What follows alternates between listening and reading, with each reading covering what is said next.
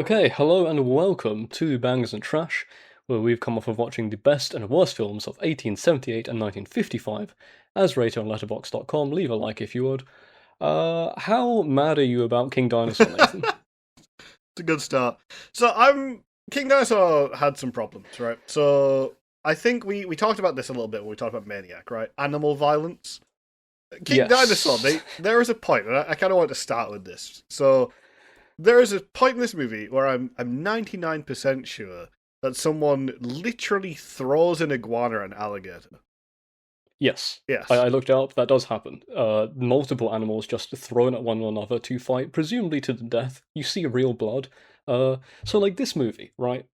We've just come off of watching Lost Content a couple weeks ago, and I messaged you yesterday. I'm about to watch King Dinosaur. It took me another 3 hours to sit down and watch King Dinosaur because I was like, oh, I don't know if I want to watch a slightly better Lost Continent after having watched Lost Continent so recently. And then I watch a significantly worse Lost Continent. Oh my god, dude, this movie. Like, I don't want to be the guy mad about 70-year-old movies, but I'm mad about this movie. So I also thought, King Dinosaur, Lost Continent are going to be the same thing. I think overall their structure is that they are nearly identical, which is Yes, the yeah. first half of the movie just fucking nothing happens, and then the second half of the movie is just a bunch of people looking at things that aren't dinosaurs and going, "That's a Tyrannosaurus," and then they run Yeah. away from an island which explodes. Which Well, they nuke shocking. this one, to be fair. They bring civilization to it. They completely Americanize it. They just nuke the shit out of it at the conclusion of our movie. It's also so to give a brief synopsis overview of this one. It's another one that Mystery Science Theater have done, which I want to mention a little bit after I do the synopsis. But it is a planet has appeared in space, I guess, close to Earth. In our solar system, Yeah, yeah. very close to Earth. And when the telescopes see it, they're like, "Oh shit, Earth 2." So we need to get there and find out if it's inhabitable. And we got to beat the Russians because if they get there first, they'll make it Russia, and we got to get there because we're Americans. Yeah, 4 minutes in, the first atomic explosion mentioned. Like, again, we're in the shadow of World War II. It's Yeah, getting brought up. with Anything contemporary. deep Cold War, and you can feel it throughout this movie. So Yeah. the opening, and I genuinely, I was a little bit like, oh, this could be good, because the opening was shot and narrated like a documentary about the planet arriving, and I thought that was kind of sick. I was like, that's really neat the way they're doing that.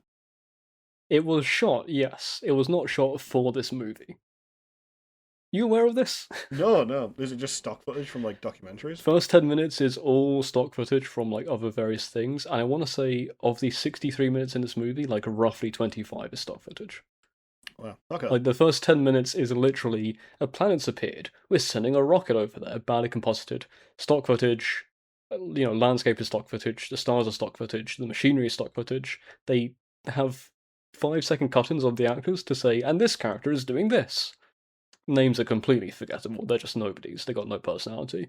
yeah. But yeah, 10 minutes of just narration, nothing but stock. It's just the I lowest suppose effort thing you've ever seen in your life. in a way it makes sense given the thing, right? Stock footage is it's used for this kind of thing, but maybe not in this level of montage. But yeah, so they see the planet, they send some scientists off to the planet, and a doctor and a geologist and I believe a biologist. They get there, and it's Montana, I guess. Like it's just Yeah. fields of grass and trees and some nice mountains. Looks really pleasant. They traipse about for a bit and say, "Wow, we can survive here." Cut to the first night. One of the science men is on watch. His fiancée decides to wander off with him for a little bit. Yeah, it's very Prometheus, where they just take off their helmets immediately, go like, looks good, let's wander aimlessly, with no protection, or like no caution, and no nothing. Yeah, yeah. But that first night, they wander off. They see an alligator, and I'm not sure if in the movie it's an alligator. It might be a dinosaur, but I'm fairly certain it's an alligator. It's alligator He, size, right? He fights it, yeah, like, he like yeah. full on wrestles the alligator. He which does, is yeah, which I hope wasn't a real alligator, because oh, it was real. they used enough of that later on. Yeah, it was real. Then he gets badly injured by it. They take him back to camp. They look after him. Then he's fine. Really, no problem. They're attacked by a big bug in the night. They split up into two teams of two. One goes back to the rocket to get the med supplies and all that, and then they want to go check out the island they found, right? And they're like, "Oh, it's a jungle."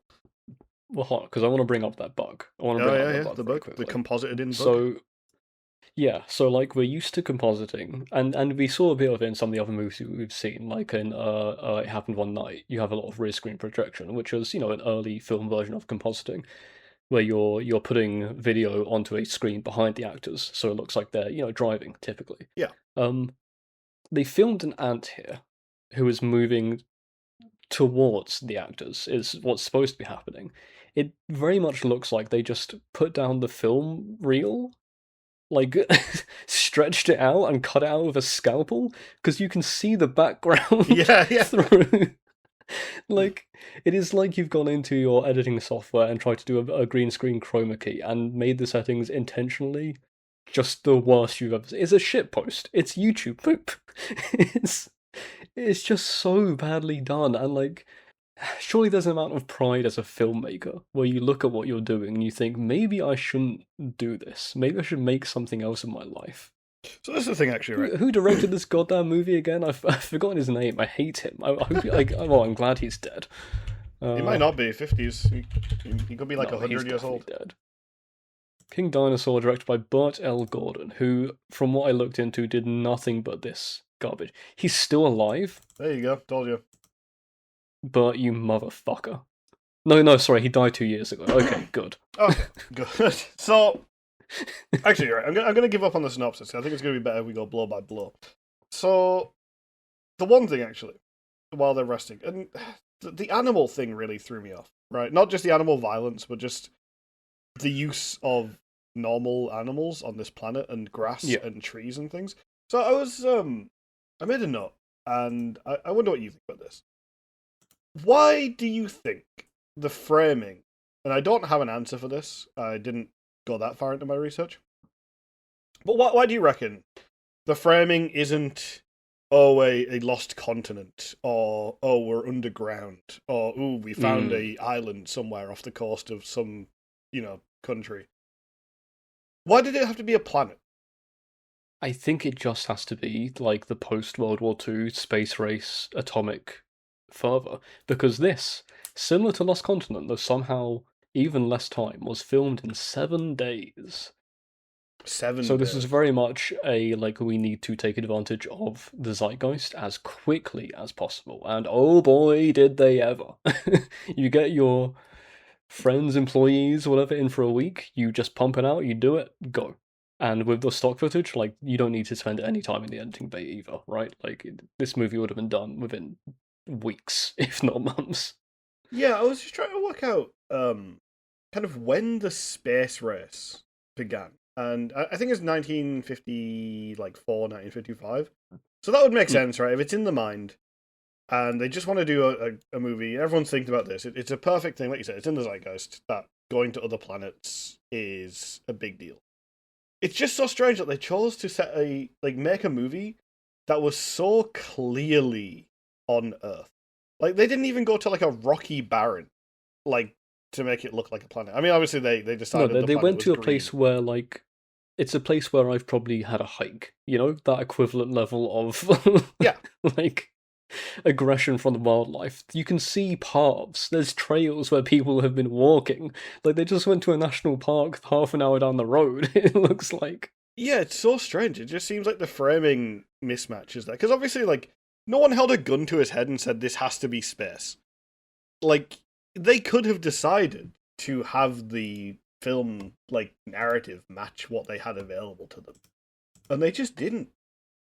I'm looking through Burt Gordon's filmography on Letterboxd, just scrolling over it, and a lot of it is it's genre pieces stuff, right? Where the 70s, the 50s, it's a lot of big animal movies. You have some exploitation horror. He's got a couple of fantasy things in the late 50s and 60s. Yeah, I think this was very much he's just a zeitgeist of the moment. I have an idea, I need to get it down. I do not need to curate or perfect it or do anything. I just want to get this made as quickly as possible because I guess there's money to be made in syndication for these things. Mm. I don't know, man. Old film has interesting history. This is such a nothing part of it because you want the art you're engaging with to be Yeah. interesting, not just the culture around it. And fucking hell, dude, it's so abhorrently like boring. So this is actually a thing. I mentioned the Mystery Science Theater thing, right? And I think this you've led into a good meta point I think I have about films and this podcast specifically, or at least like not a problem we're going to have with this podcast, but I think something that's going to color a lot of, especially sort of like 1950s to 1980s, I guess. I imagine this movie would be a fucking nothing, right? People wouldn't even be aware of it anymore. It would have just like fallen off the shelf. Like no one would give a shit. I think Mystery Science Theater 3000 is going to be the bane of our lives because when they do a It's already been movie, mentioned so much. yeah, but I think it's because when they do the movie, people then go and rate it low, like as part of the joke, right? That's part of the bit. So, actually, Oh yeah, this is a trend when you look through this movie and Lost Continent and some of the other ones. You can sort by rating, and low ones you'll see people. Well, it's usually doing stuff like this podcast, right? We're doing a worst 250 movies on Letterboxd. We're doing a schlock marathon movie stuff. yeah, When you rate by high, a lot of reviews are just MST3K version. That's all they say.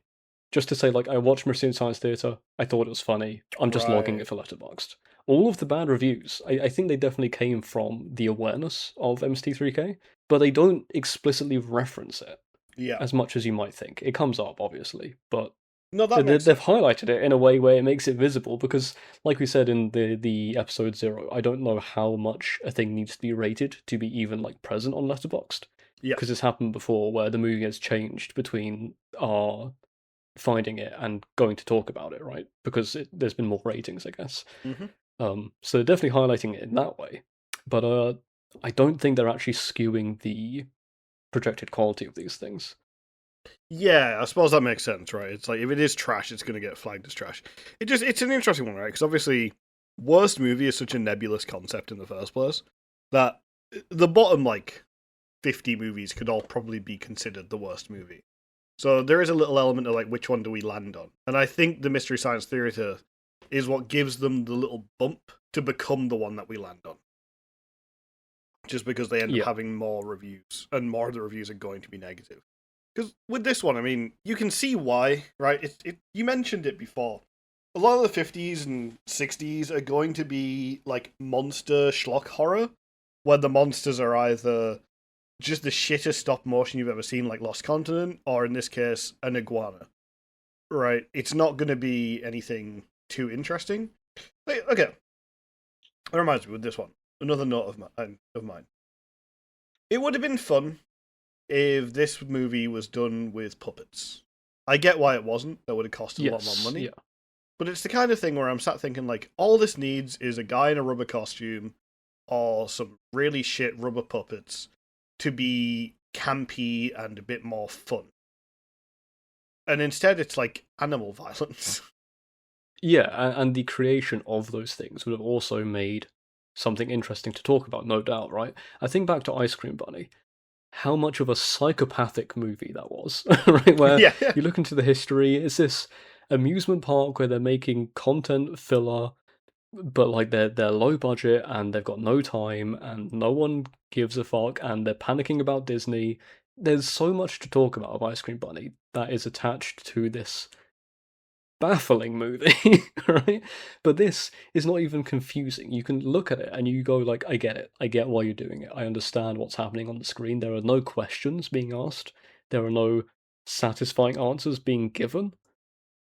It's just like guff, it's noise. It is pure detritus that goes into the brain and just scrambles your neurons. To the point where I didn't realize when it was over because I've been looking at a wall, right? And it just it's like when you're listening to an album doing some work or something and the album stops.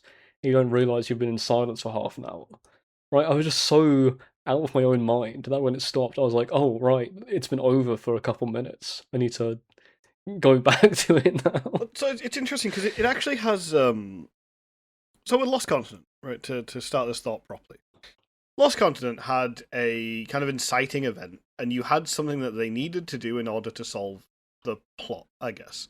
Yeah. You know, really basic shit. Like it's the kind of thing like a 12-year-old could write for like a school like story as part of homework or something. You know, really basic plot structure.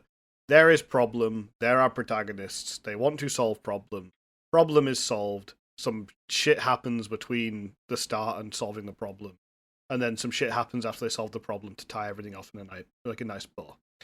Lost Continent had that, right? You got a missile goes missing. It's experimental. They need to find it. They send some guys. They find the missile. They recover the data. The they escape. Bare minimum. Like they did do the barest of minimum for a film. It has a plot structure that can be like described. And again, movies don't need that, but they got to be good if they're not going to do that. The thing with King Dinosaur is that it didn't even have that really, because like, there is no beat in this movie that tells me that they've achieved their goal. No, so this is what also gets me as well. The goal that they are sent with is like survey the planet, right? The planet appears, survey the planet. Okay, cool. They go to the planet, they survey the planet successfully. They find the stuff that they need. They find a monkey that is following them along. They're good friends with the monkey. Then they say, that island looks interesting. Let's go to it. And they go to it, and understandably, the alien planet with, large real animals that are actually just small real animals gets mad at them, attacks them, and they go, oh, better nuke it. They nuke it, they say, we brought civilization to the planet. The actual quote, and then they fuck off. Like, what did you do? You didn't do anything. Nothing was made or, like, resolved or anything. Yeah, it has very... So I'm going to hope that anyone listening here is enough of a nerd that they have at least a vague idea of, like, how a tabletop role-playing game works, right? This has the vibe of when someone is, like, GMing a game, and they're like, you know what would be really cool? We do a game where all the players, they go to a planet, and it's, like, they're going to explore it, and they're going to find shit. But they don't do any like work. They just that's the inciting incident. They roll on random encounter tables that they got from a disparate source. Yeah, you know? We're doing a sci-fi game. Let me grab my D&D 5th edition encounter table for the wilderness. Wolves? Sure, let's have some wolves attack you. Why not? Yeah. So like that's the kind of thing, right? It feels very aimless. It feels like there is a setup, but nobody knew how to actually like close off the story or knew what they should include in the story. I feel like the screenwriting for this movie, obviously 7 days long, was a whiteboard with the words planet and dinosaur. And that's it. And they filmed it until they got planet and dinosaur. Embarrassing that it takes 40 minutes for what should be a dinosaur to appear. You have an alligator and you have a snake and you have a monkey and a giant badly composited ant.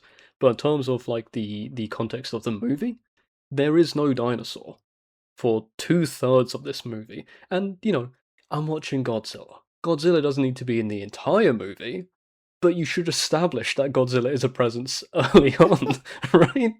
Well, this is the thing, right? Because I think you could, like you said, you get up 40 minutes in before dinosaurs are even kind of like mentioned. They're not an ever-present threat. They're not like a looming thing in the distance.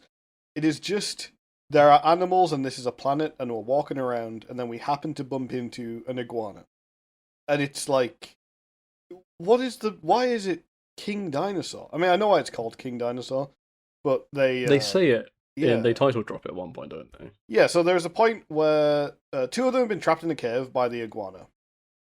And they're hiding, and they're trying to take pictures of it while also trying to, like, escape with their lives. This is the part where there's a montage where they just sort of like animal battle the iguana against various other creatures, which is real and fucked up.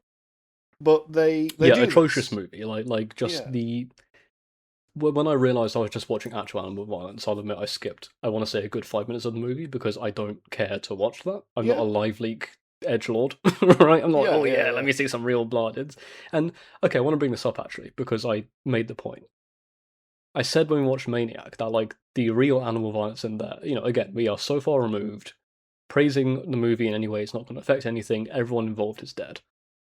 But, like, when you when you position cats to fight one another, they all scramble and then they will break and they will run, right? Yeah. Iguanas and alligators kill. They fucking kill each other. Yeah, So yeah. like, it's a big difference in terms of like, again, still animal violence, still bad. None of them should have been doing it. But in terms of what I'm comfortable watching, I don't want to see a death battle between two animals who have just been picked up and thrown at one another. Just It's awful. genuinely a bit disturbing. But yeah. So after this montage of animal violence, the two characters are trapped in the cave. They've taken some pictures and they escape while the iguana is fighting like I think a Gila monster at that point. Um, Yeah. and they escape. They get to the other two, and the guy who took the pictures shows the other science man the picture, and he looks at it and goes, and okay, not to like give this movie any credit, so I need to explain why this is so funny. It is a close-up picture of an iguana. If you've seen an iguana, they have done nothing to the iguana to make it Yeah. look like anything else. He No looks at it. paint over, no editing, no nothing. Yeah, he looks at this photo of a normal iguana and goes, "Well, that's a Tyrannosaurus Rex, King Dinosaur." And you're like, "What the fuck are you talking about?" Like, they could have at least like shown a picture of a T-Rex. Like, I know that wouldn't have been the photo the guy took of the iguana, but they could have just fucking faked it. I would have had more respect. I imagine like these people would have been the age to be late teens, early 20s when they watched King Kong for the first time, and that must have been such a landmark moment. You got Yeah, this stop motion, great effects for the time, big gorilla like actually fighting the big dinosaurs in these like pretty again brutal for the time images, and they go, wow, the magic of movies. What if I could be a part of a thing like this? And they get the role in a film called King Dinosaur, and then the director's like, yeah, the iguana's scaring you. You're gonna be scared by the iguana. It's just like, man, I would actually just kill myself. I would not be able to finish the film. you know? there is a level of just like shame that you need to not be able to achieve to be in something like this. Yeah, shame, desperation. I can't imagine it paid well though, right? No, 7 day no shot. filming, the budget was probably nothing. Like you got $50 and a thank you?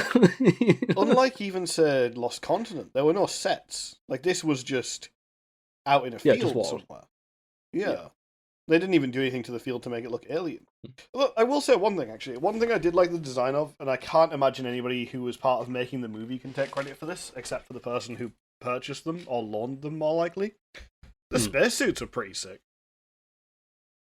I like the big They're just kind fishbowl of a helmet. fishbowl. Yeah, Yeah, I love that that's look pretty. though. I like those. Yeah. I think they could have spent more time in them. Oh yeah. Well, I imagine it was like a hassle to film. Like it's slow and they probably overheat, so it's just take them off as soon as possible, right? Yeah, I imagine they also had to send them back to the costume shop they got them from. Oh yeah, I yeah. was thinking like they probably only had like a couple hours with them. Same like time as the spacesuits. The movie did get a laugh out of me, which was not intentional, I'm sure, Oh yeah, but I did get one laugh. They are disembarking from the rocket, and they are so clearly they've got like a step ladder where they are, and just a like cardboard cutout for rocket very close yeah, yeah, to yeah. the camera, because it's like the camera focus is so clearly on the actors ahead, so you've got this blurry like vague rocket outline that looks something like like something a child drew and cut out with like bad scissors, where it's kind of jaggy edges. It just looks really bad, and you can see them climbing down.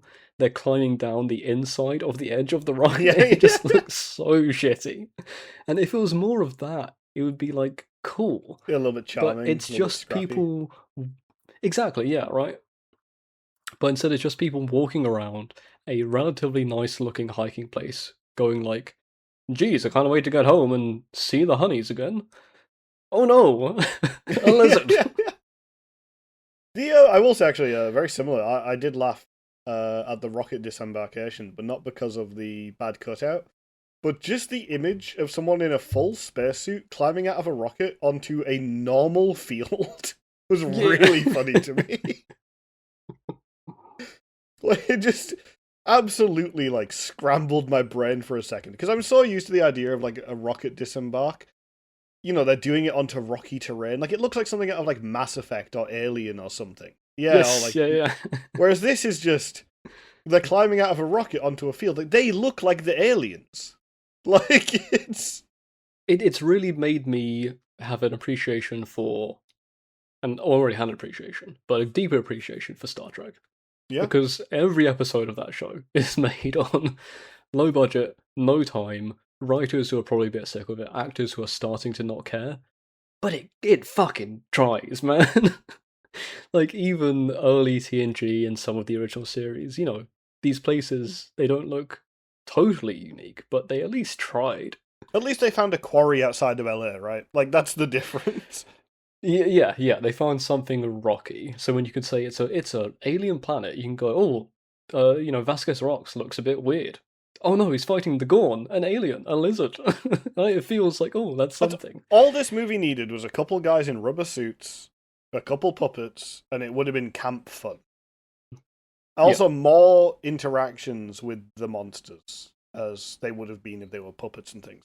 Because you could do that on a shoestring budget. You could go buy some monster puppets and just say they're aliens. Like, buy some shit rubber suits, make them like aliens. I would have bought a guy in a terrible T-Rex mask, holding his hands in the little T-Rex claws and going like, yeah, definitely, as he walked around. I'd be chill with that. That would be fun. Instead, it's like they made an alligator kill a Gila monster, and I'm like, I didn't want to watch that, really. Also, you need I don't want to say better actors because these guys aren't terrible. They're doing what you're supposed to do in a movie like this, but they needed like more unique actors. Again, you need a Star Trek, right? So much of early Star Trek is Shatner and Nimoy, who are very charismatic. They have personality. They have very defined ways of speaking. That is kind of weird, right? They are strange people to listen to and watch. We have landed on the planet. Yeah, exactly. But King Dinosaur is just, we've gotten two guys and two gals off the street, and they're just going to talk like normal Americans for the vast majority of the movie, even when they are talking about, untold horrors from beyond the spatial realms. It's like, no, you're a housewife, and you're just a guy. It's just like cosmic horror by way of the Rocky Mountains. Like, it's so strange. Like, it's just... They could have done anything with this movie to make it better. Instead, they just did fucking nothing. Like you said, if any of the characters had a bit of charisma, or if any of the characters had a bit more just quirky weirdness about them, like, this is a movie that is begging for a mad scientist. Yes, yeah. Someone who betrays the team middle of the thing to like, oh, I want to find more of a sample, so I'm gonna go and do some crazy stuff, and I've brought the aliens upon us. Oh no, that would have been fine. That would have been good. It doesn't feel like anyone did anything to cause anything in the movie to happen. Whereas, having that... No, they didn't. Having a guy who's like, we need eggs, we must take samples back to Earth. That would have been sick. It would have been really fun, because that's a character who can get them in over their heads. They go into the cave to find the nest, they find the eggs, and then the T-Rex is outside the cave and they can't escape. And they're like, fuck it, scientist, you've done it again. Like, that's all you need. And you have the two people have a fight. Like, again, I'm just writing fan fiction for King Dinosaur here, but it just seems you could have made the movie anything to improve it. Like, I feel it's so like Lost Continent. We talked about it. Like, the Russian guy is like, is the Russian betraying us? No, great. Is more tension than anything in King Dinosaur. They needed more people and they needed more weirdos. It's strange, right? I know we made the joke with the Nazi movie about making Nazi propaganda ourselves because we could do it better. I genuinely think if we watch every movie from the 50s, it's going to cause me to go into like a psychotic rage and make my own camp sci-fi horror. Surely it can't be that hard, right? You give yourself a month. Like, you can do it. Anyone can do it. Clearly, it doesn't take much effort to actually make a fucking movie, because it's being made. It's just not being made with any grace or care or quality. And, like, if you give the slightest shit... Give me a budget of maybe, like, $5,000. I'll get the suits, I'll get the rubber costumes, I'll rent a warehouse, we'll find some fields, and we shoot a movie of alien invasion, or they're on a planet and they've got to escape the aliens because they've been abducted, or a dinosaur movie. Like, we can get dinosaur costumes. I could make something at least 50 times better than this movie in a month. It would still be like 1 star, but like it would be. What actually gets me talking about the budget of this thing, like I'm not sure exactly what the budget was. Again, hard to find information on this Yeah. stuff, but a real low budget way of making your movie more interesting, despite having nothing interesting about it, is put the camera in a weird place. Yeah. Just put the camera somewhere else, right? But it is flat, stock, we're looking at them. They're standing next to one another, they're just talking, that's it. Like the bare minimum again, right? You could do anything, just position it slightly differently, but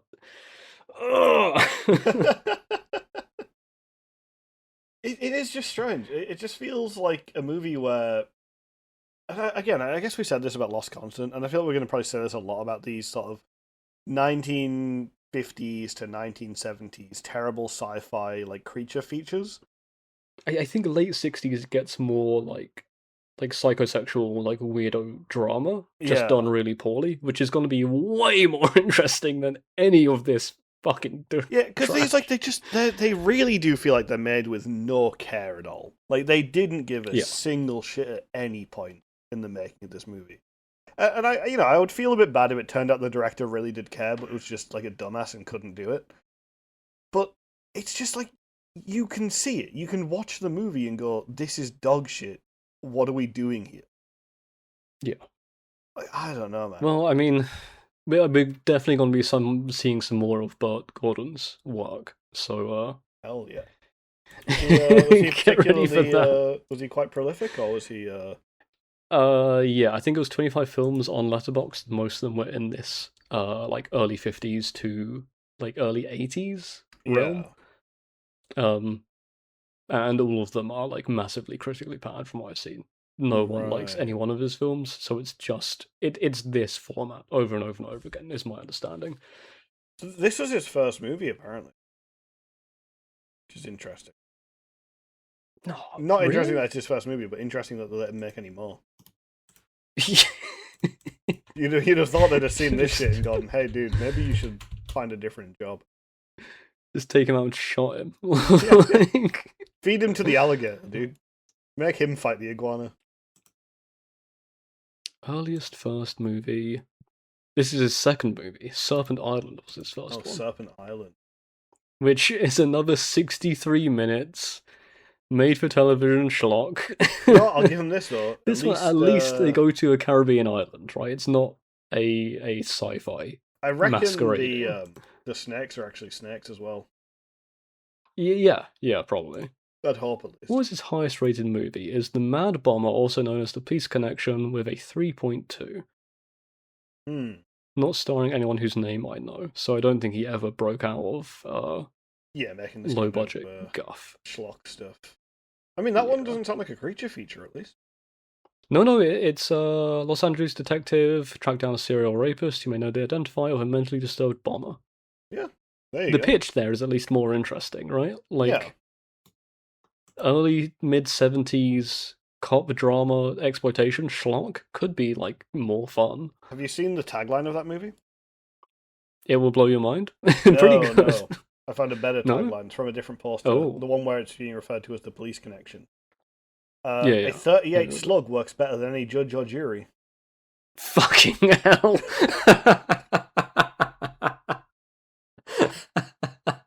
I imagine I know what the guy thinks about extrajudicial killings. Oh, God. Because I would have said a 38 slug doesn't necessarily work better than a judge or jury. I've got issues with judges and juries. But I don't think you should just shoot people when you think they've done the crime. Yeah, I got more issues with 38 slugs. Yeah. I think juries can be too easily swayed. I think judges can often be quite corrupt and easily swayed. But a gun just kills you, unfortunately.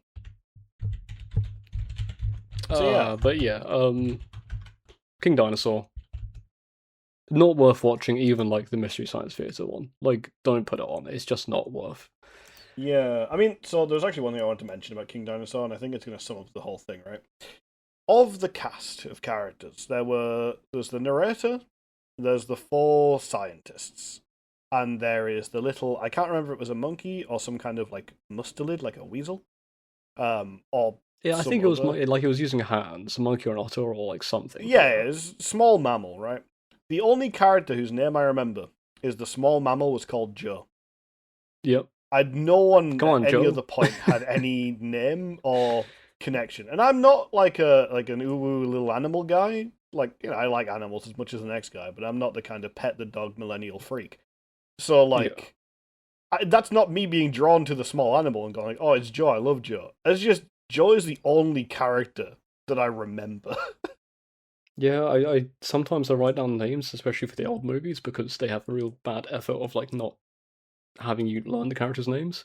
I forgot to even do that. I think they introduced them in the montage, and I just forgot to like take note of it. And by the time they were in the movie, it Yeah, was already like they tell you their professions and things. Also, okay, yeah. one other thing I want to mention about this movie because it lets us mention War of the Worlds, which is always fun, right? Hmm. So War of the Worlds, the whole ending where the aliens couldn't handle like Earthborn They get pathogens. a disease, right, and they Yeah, just die. Yeah, there's a point where like War of the Worlds was like seminal, right? Everyone's fucking heard of it in this period. yeah. Big sci-fi, very well regarded, both the book and the radio drama. So you would assume anyone making this kind of movie has seen that, and they might expect their audience to have seen it. Which is why it's really just odd when they get off the rocket and the doctor, who is I think the biologist, she might be the medical doctor, is saying like, "Oh, it's breathable. I've seen there are bacteria and things here. At least 40% of them are unknown to man." And then she takes her Let's helmet take our off. helmets off. Yeah, Yeah. Like you would die immediately you would. from sucking in all these unknown pathogens. Yeah, exactly. It's like your audience would have known this at the time. I would imagine. Just not everyone, but Yeah. the kind of people who are going to go and love this kind of like sci-fi schlock. I think that would take them out of it, even in the 50s. Let's see. Play was sorry, the book was 1897, the radio drama was 1938, and the film was 1953. So all of them had come out Yeah, before this. No excuse. it's what I mean, right? It's like it's in pop culture. It's in the zeitgeist. It's one of the reasons this kind of movie exists, and yet But they again, just it's like fucking Lost forget Continent, it. where we're in the shadow of the atomic bomb. They're like, this island's full of radiation. Better not stay too long. Sleeps 3 nights there, right? Like the people invested don't care. Yeah, I can forgive there that radiation at the time was complex, right? People knew it was scary, but they might not have known the exact details, like the average guy. True, yeah. I guess we hadn't seen Chernobyl then, yeah, Yeah, right. So we didn't know the impact on a more close scale. It was all very foreign because that's when the bombs were sent. radiation was basically like bad magic. Like you knew it Yeah, killed you and you knew it fucked you up, but you didn't know like how long it took or how exactly it fucked you up. But they know how bacteria work, right? Germ theory is pretty old at this point. yeah. Just a strange point. It's one of those ones, right? I'm not looking for plot holes, but like when you say shit like that, I'm like, why even point it out? Just don't mention the bacteria specifically. Yeah, shocking, baffling. Just the hugest piece of shit I've ever seen. Yeah, And I thought that a couple of weeks ago, so I can't wait for something else to overtake this because I genuinely didn't think it was gonna get any worse than Lost Continent. it's just because it's irredeemable dog shit, right? There's nothing good Yeah. about it. It's just a movie that happens. So, Well, let's move on to let's do 1878, best and worst, respectively. We've got Sally Gardner at a Gallop and Le Hercule, directed by Edward Muybridge and Emile Reynard, respectively. Both very short. Both was it Praxinoscope and Zoopraxiscope? Um, these are old classic films. One of them is animated, one of them is like live action essentially. yeah, It's that weird Twizzly thing where you've got a series of images that are laid on a circle that spins around something, yeah, and as you spin it, it portrays the illusion of movement. The Hercule was notable because it's on the Praxinoscope, which has the little slit that you would look through rather than just seeing them all at yeah. once. So it kind of gives the illusion of a camera frame. Any thoughts? They're both like under a second each. Yeah, I mean, it took you So a lot it's gonna be longer brief to here. describe them than it took them to play out. Yes. I think L'Hercule could have had more frames. I guess They could that have not was missed that arm as well. There's a frame where they yeah. didn't draw the arm. Hercule, for context, is just someone throwing Hercules, not someone. Um, Hercules was like a someone. strongman looking type guy, throwing a weight up and catching it, and throwing it up and catching it. It's just a loop. Yeah, it's clever, I guess. I mean, obviously, like the technology involved is quite clever, but there's not really a lot there as far as like critique or understanding goes. Yeah, I think Hercules Sally throwing a Gardner weight. is a more interesting look because this is one of those instances again where film is a very young medium and the understanding of it is still very like brief, right? And when you look at Renaissance paintings, for example, or any paintings, I guess, um, perspective was not established for a long Yeah, ass time, right? People didn't know how to do foreshortening, so you'd have when something's far away, it's further up, and it took a while for that to be established as you had the vanishing points and whatever. Um, so Sally Gardner as an example of silhouette and these like the origins of character design exercises essentially, where you're like drawing something that's identifiable from a distance from nothing but black shadow. It's interesting, right? It's cool. Uh, Definitely a more notable piece of film history than it is a grand watch because it's 24 photographs in a supraxiscope. yeah, it's not exactly. Well, I will say for the Sally Gardner and Gallop, like it is neat for the way obviously they're following the motion and everything. Like it's not just sort of picture of horse at least, They're multiple pictures as the horse is galloping. Might have been hard to set up.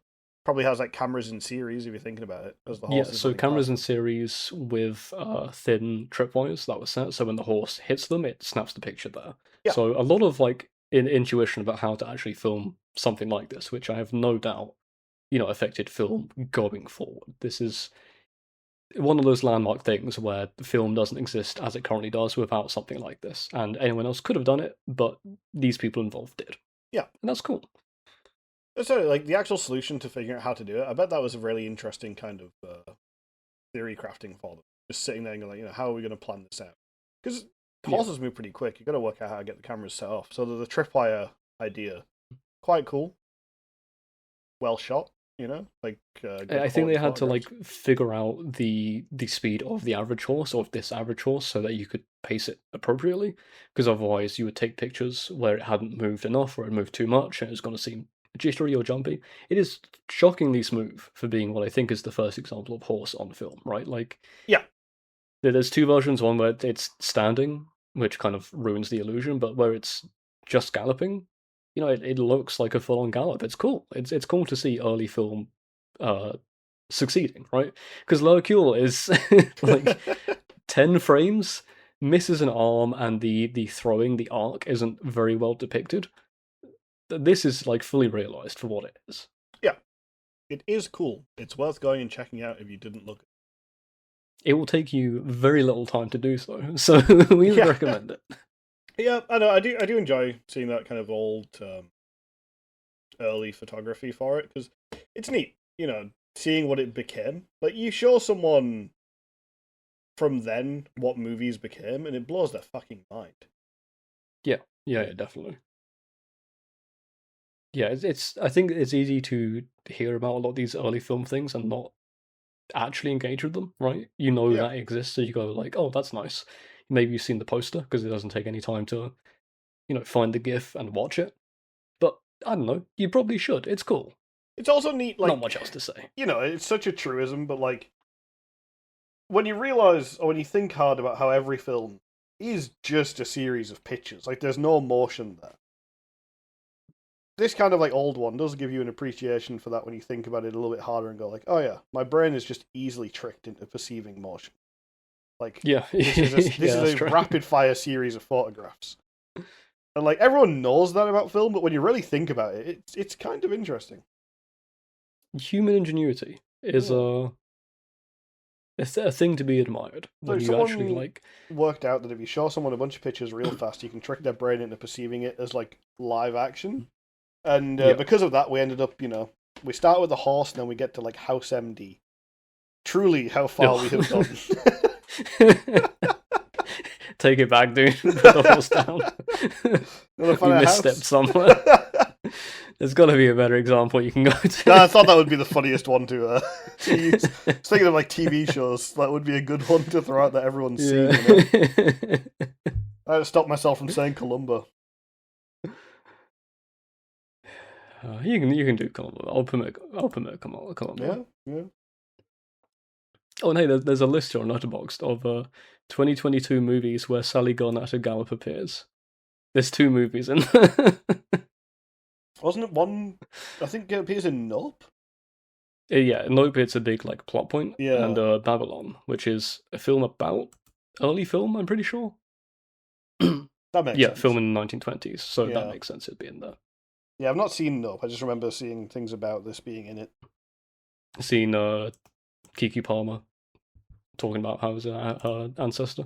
Funnily enough, actually, I looked into that. Disputed the race of the jockey. We have the name.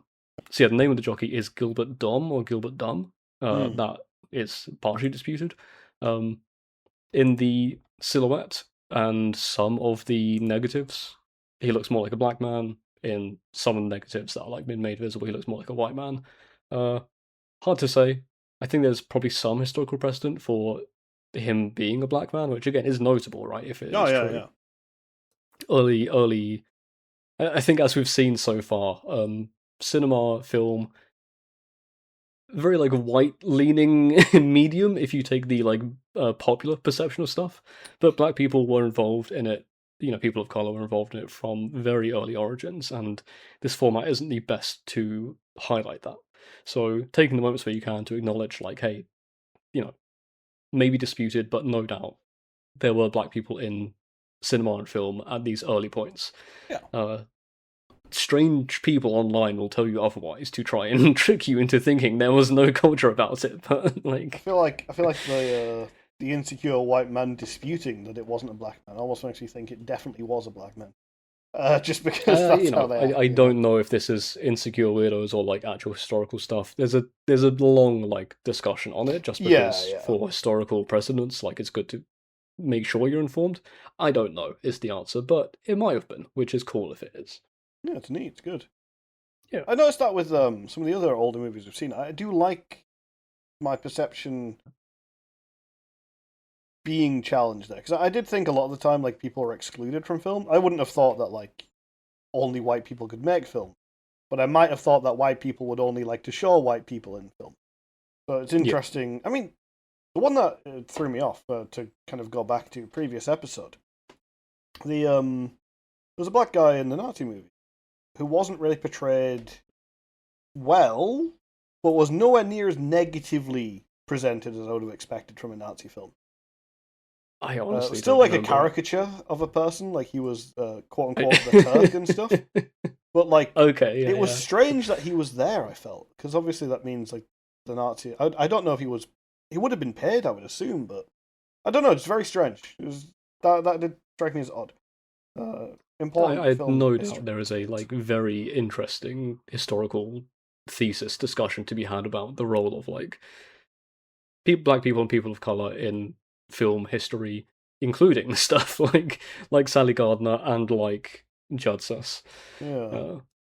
Not one that I'm well informed enough to have, so we'll I'll exclude myself. One that I think is worth getting educated on, but not one that 2 white guys on the podcast should really be the ones to present. Who've done no real research on film history. Oh, do you think everyone in film was white? No, I don't reckon there were. that's about as yeah. Ugh. Well, to pivot to a very white film, Ordet, the highest rated film of 1955 on Letterboxd. Weird film to be the highest rated on Letterboxd, because I feel like, from what I've seen, there's a lot of skewing towards, if not explicitly progressive, at least more liberal leanings, and less art house, semi-mainstream, right? So to get an art house film about how blind faith in Christianity is based, actually, is very strange to be so the best rated film of any year. Yeah, this leads into what my main... I guess my strangest thought about this film. So, Ordet, you have just a sort of a brief idea. It's kind of like a drama based around this one family who are a bunch of Dutch farmers, and they're a bunch of farmers, and it's kind of about how the family sort of like tensions about their religion. You know, you have one is an atheist, one believes he is Jesus. He has like a sort of schizophrenic disorder or something. So you have like the grandfather, the patriarch kind of figure who is religious, but not sort of like fully evangelical. You have the two sons, where one is an atheist and one believes himself to be Jesus, and then There's a third son. There's a youngest son as well, the who youngest is son. kind of following the grandfather's steps. Yeah, I always forget that he is not one of the sons of one of the other two because he looks so much younger than them. But yes, the youngest son who is also religious but not overly pious, and it kind of just follows them. There's a pregnancy. There's the youngest son wants to get married, and obviously the challenges of having sort of son with the Jesus problem. Yeah. So what I thought was weird is a lot of this movie, for I would say the 99.9% of its runtime, feels like it's telling me that blind faith is wrong, or at least results in bad things happening and shouldn't really be done. Because you have the part with the grandfather and the youngest son who wants to. I say grandfather. He is just the father of the youngest son. So I'm going to call him just father. He's just old ass looking. It's because he has He looks grandkids old in as the hell. movie, so they keep calling him grandfather. But his youngest son wants to get married to the tailor's daughter, and the tailor is a like puritanical Christian. He's very religious. Yeah. He does a lot of preaching, so it felt weird that he was a tailor and not a pastor or a preacher. There is a pastor character in there as well. Yeah. So the youngest son wants to marry the tailor's daughter, and obviously the tailor has issue with this because he is not pious enough. And the father of the youngest son, the religious but not so pious, initially is like, no, you can't marry her. It's not worth it. We'll find you a nicer wife. And he doesn't really want it. When he finds out his son was turned down by the tailor, family pride kicks in and he's like, no, you're going to marry that woman. Yeah. That part I liked. That was really fun. And they have this discussion, and they kind of almost come to blows, the father and the tailor, about the tailor having a Christianity that is all focused on the grave and how life needs to be suffering so you can go to heaven, and everything you do should be in the name of Christ. Whilst the father says, no, Christianity should uplift your life, it should be good, you should enjoy your life, and then when you die, you should go to heaven. Yeah, the tailor has an issue that our main family have like happiness in general, that they seem to like have some joy. Yeah. Because the tailor is essentially saying like that joy should be reserved for when you're with the Lord. There is no purpose to be alive except for benefiting your eternal life. Yeah, you need to suffer through life and then get your reward in death. And the other family say, no, you get both. Like, God wouldn't do that to you. And they're a lot more relaxed about their religion. They view Christianity in a way that I would say is like, it's not fully contemporary, like modern to us, but it's closer, right? They're still, God bless you, oh, God is great, God is good, about a lot of things. But I think if you met them in the modern era, you would think they were just like quite Christian, a bit weird. Yeah, they would just call themselves Christians. They wouldn't be evangelicals. The Taylor's family would be more leaning on the evangelical side. Yeah. You could see them saying saying amen, right? Doing prayers before dinner, but you wouldn't see them going to like a rally. Yeah, exactly. For a modern equivalency. Yeah. So the father and the tailor, they almost come to an actual fight about how the father views the tailor's religion as terrible, and he is like keeping his daughter locked up and ruining her life, and he wants his son to marry her so that she can have a real life. And the tailor gets mad about this, and they do present the tailor as sort of like the idiot villain in the scene, and I'm not sure how intentional that is, because this movie feels so deliberate at every point. So I didn't get the tailor as a villain. Oh yeah, I did get like the conflict, but I don't know. You're saying it feels deliberate. Like I'll definitely agree with that. Where it's very slow. It's very slow, and I don't know. I think it felt like it was taking its time enough to just kind of present everyone. Yeah. For all their flaws and the benefits. Like the main family definitely have their flaws as well as their nice moments. but it's all about the characters Yeah, I think maybe that scene from could have been start to me. end. Could have been me taking the father as being the more reasonable one in the scene, just because he was the more reasonable one, rather than the Yeah, film presenting it that way. But this leads to my other point, which is this kind of thing happens a lot, right? You see a lot of this like hardcore evangelical Christianity being presented as like a little bit extreme, and you don't necessarily need to do it. And then to get to the very end of this movie, the ending is kind of the where everything relies on in terms of the messaging of the movie. yeah, I will say, I guess, to clarify my feelings on Ordet, I didn't really like it. I am not a religious person. So much of this movie's themes and emotions are based on the idea that you are probably religious. yeah, But like I've seen movies that discuss faith and like faith in the unknown, right? And just having faith for faith's sake that I do vibe with. None are coming to mind immediately because I haven't seen any like recently. But I've definitely seen this idea portrayed before, and there's something about this movie which just didn't get me. Which yeah. is weird because So I like slow art house bullshit. yeah, well, okay. To stop like teasing on the Yeah, ending, yeah, we'll talk they about it. so you have the son who is Jesus, who has fled the house at this point, and they've Yeah, been you got looking you for got him. Johannes who is Jesus, you got Mikkel who is the older, and you got Anders who is the Yeah, Anders youngest the young. son, and those are the three like main characters. Yeah, so there is a point where Mikkel's wife is going to give birth, and this has been like a plot point a couple of times. Like she's going to have a son because the grandfather would like to be a grandfather to a boy, because it's that time period. So Yep. she has the child, and the child is stillborn, and there are complications in the pregnancy that kill. It's Inga, I think her name is Inga's. Inga, yeah. Yeah, it kills Inga, and it's actually like what's it? That whole scene is really good.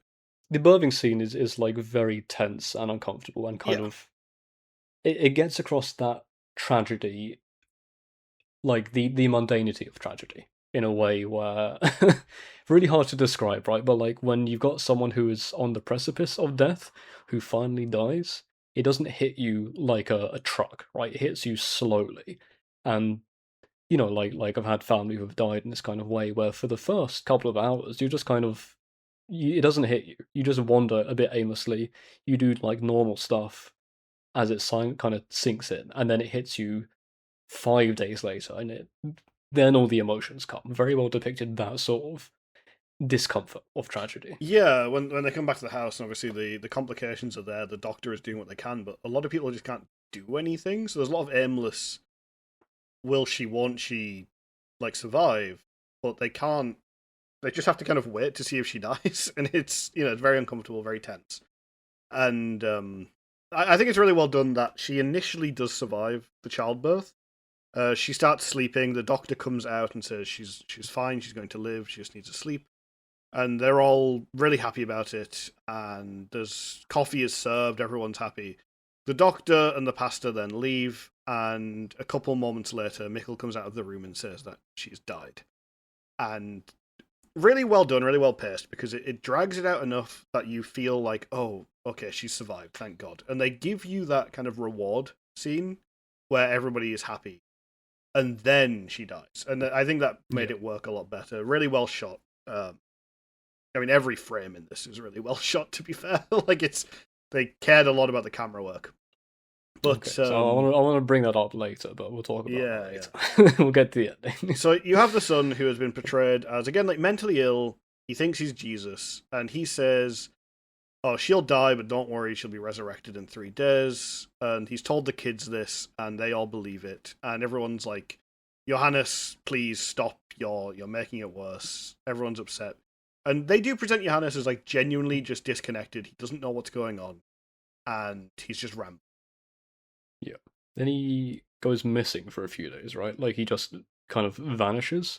I forget Yeah, exactly what prompts it. I know it's after the death of Inga, but he says or does something and then he leaves. And they spend days looking for him and he doesn't show up. yeah, Yeah, cut back to the funeral. Everyone is sitting around Inga in her coffin, and Johannes comes back in the midst of the tragedy, and he's talking like Johannes again. He's fixed, he's cured, whatever's happened. Um, but he's very dismissive of the family for not having the faith in the god that would have saved Inga. And what is it? It's the eldest child, the little girl. Yeah, Marin, I think Marlin. That sounds right. Yeah. Yeah, She basically comes up and brings up to him that he said that she would come back, and he's like, "Yep, because I've got faith in my God, and the children are the best of us because they have the most like urgent faith, I suppose. Like there yeah. is no skepticism in them. They just believe that God will do good because that is what God is." So then he stands in front of the corpse and again admonishes everybody for not believing hard enough.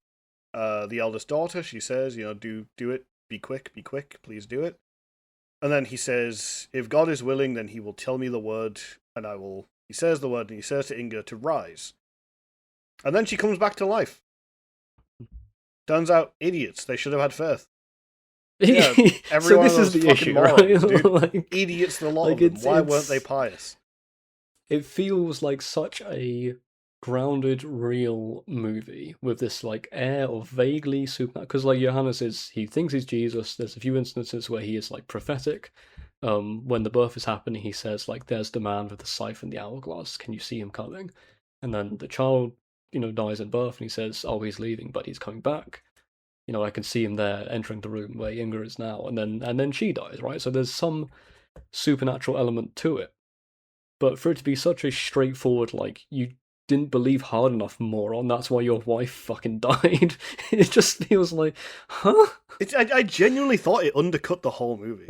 I think if you had him say the word and then stop the movie there, like, Well, because it would lean into the faith that you as an audience would need to have that she yeah, would come back as well, right? this is a perfect movie for an ambiguous ending. I genuinely Yeah. think her coming back to life was like, this movie went from like, I'm not really feeling it, to this movie's kind of shit. Like, I just. So it's based on a play from 1932, Yep. which very well regarded. The film was very well regarded. You're seeing a lot of people who are professing their, non-religious atheistic belief who they see this thing as very well regarded, and I want to be in there with them because I'm of that same kind of methodology, but I look at it as a film, and I don't think it's taking advantage of the fact that it is a film. And I saw the director talk about this a lot, essentially saying like the future of film is in long takes. Quick cuts are for rubes and idiots who do not appreciate what film can do. So you'll have several scenes where scene starts, 15 minutes, one take, people slowly walking through a room, talking about things, singularly toned. They are all very slow talking. They are all very, arty, philosophical. There's a one joke in there where the pastor asks, like, "Why has Jonas gone mad? Was it love? No, it was Kierkegaard." Oh, how very Yeah. funny. Um, but like that tone only really lets up in the fight between the grandfather and the pastor about a minute in, when there is a sudden burst of energy, and then we are back to the kind of slow, methodical. I don't usually do this because I think it like undercuts what makes film good. But a scene after Inga has died, when Mikkel is kind of coming out of the room, shocked, and he walks from one room to another and talks to his father in between. I timed how Oh, long we're really? watching it. You timed it. It's like 20 seconds of walking across a 7-foot room. No dialogue, just watching, no nothing. And I want to clarify something. Like, I like my slow arty bullshit. There's a scene in Twin Peaks season 3 where you watch a man sweep the floor for 2 minutes. Just sweeps, just brushes. Yeah. But it's a matter of scale and interest, I think, where Twin Peaks season 3 is 18 hours long and has a whole bunch of crazy shit in there, right? Like, it's really deep in its own mythology and the filmmaking techniques and the, like, art house strangeness and the depth of what's going on. Ordet is 2 hours long. You got to pack in, what you're trying to get across as quickly as you can in some cases. And the religious theme kind of being, I don't want to say summed up, but you can kind of conclude it as like, just believe harder, moron, and your life will be better. It's like, that's not true though, man. It really That's did not feel how it like works. the movie had some really interesting thoughts about religion that were actually accidentally there, because the ending makes me think the movie has no nuanced thoughts about religion at all. Yeah. When it was ambiguous, and it is the idea of like faith can set you free in so much as your perception of, like reality and hope and, a communal belief in an afterlife. Yeah. That's something. When it becomes, no, your current life is bad because you're not praying enough, I get very sketchy on, like, why do people like this thing so much? It's not poorly made, but I don't think it excels. I think it was really well shot. I think there was a lot of really, really fun, deliberate like camera movements. The part with Johannes and the eldest daughter, where he's explaining what's going to happen, and the camera kind of rotates around the room with. That's an incredible scene. I really enjoyed that. I just wish that, like, I feel a lot of people are evaluating this movie on just sort of the cinematography, but the narrative is like, it's just shit. Like, I don't know how else to describe it. Like, the narrative is part of the movie. This is a movie about Christianity with fucking nothing to say about Christianity. Like, what also gets me about the cinematography is like, so in contrast to King Dinosaur, this movie was filmed over 4 months. Yeah. The director would oftentimes, from what I understand, like spend a whole day planning a single shot, kind of block things out, try it a few times, and then film one shot per day, which makes sense why it took so long to make, right? Yeah. They would have their lighting where normally I think it said it's like 4 to 6 cameras to provide lighting. It's not cameras, lights to provide lighting. There was like 20 per shot to get the lighting just right as he wanted it to. Yeah. Like a whole lot of, work to make sure the film looks exactly like a director wants it to look like. And it does look like, composed paintings and then these older, I don't know what like era it would be, but you've seen these like moody kind of gothic paintings before. And I think my issue is that the composition feels just like portraits of very like regular reality with like some lights and darks that make it stand out. But when you've got an entire, it's like walking through a museum gallery of nothing but black and white, room paintings. Sure, it's like an interesting idea and concept, but in terms of am I engaging with that and is it using film to its best, the highest, like Ace in the Hole, right? Yeah. Like early 50s, black and white, but there's so much stuff going on, and there's like big scenes and like these really elaborate shots, and the foreshortening, and the dark shadow where sometimes the entire thing is cut off by just the like depth of claustrophobia. I didn't get any emotional resonance from the scenes as depicted. Like it never felt like the images were telling a story to me in a way where a lot of people said it has. So I don't get what I'm not seeing. It's funny, right? It's I was thinking about this. You know the YouTube series Every Frame a Painting? Yes, yeah. So that nothing specific about the series, but like just the name Every Frame a Painting. I feel like it can be applied to this movie as a criticism. Yes, yeah. Like every frame is just trying to be a painting, but it doesn't feel like he's trying to make a movie. Yeah. And like I said, it's really well shot for that, but it's well shot like photographically. It's not, other than the room, as I said, the rotating camera around Johannes and the daughter, that was fun. I think there was more of, not like that exact kind of thing, and it wasn't overdone, but I think that was the kind of thing that made you go, oh, you're using film. This feels like a very, very filmic scene, and that's really good.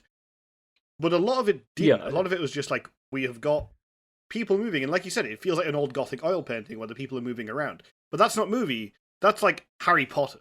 Like, I'm not interested in that like shit kind of, oh, this is just a moving picture. Like, it feels like the guy is obsessed with that. It's really notable that I like, lurched off and like, oh, suddenly took awareness of something went during the birthing scene, because it cuts, and the cuts are rare in this movie, right? There's not very many of them, but it cuts to looking at Inga from above, and her head is like upside down in the camera, and then it goes down, moves up her arm, towards Mikkel, who's holding her hand, and then it takes a more standard shot, kind of establishes the room like that. Mhm. But I shouldn't be getting excited about, like, there's an upside down face. Yeah. You know? Yeah, there's a part, I can't remember exactly when it happens. I think it was when Anders is coming in to say that he wants to marry Anne, the tailor's daughter.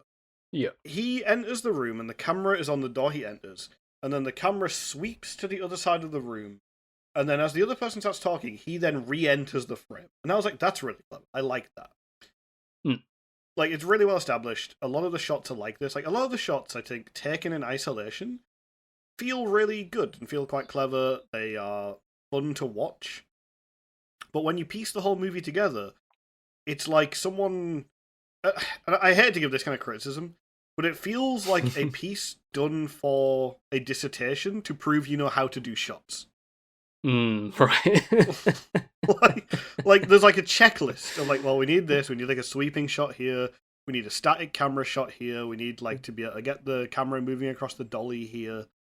Like, it feels like you're proving you know how to use the tools, and it always feels like someone going like, hey, check this out. It doesn't feel like a movie.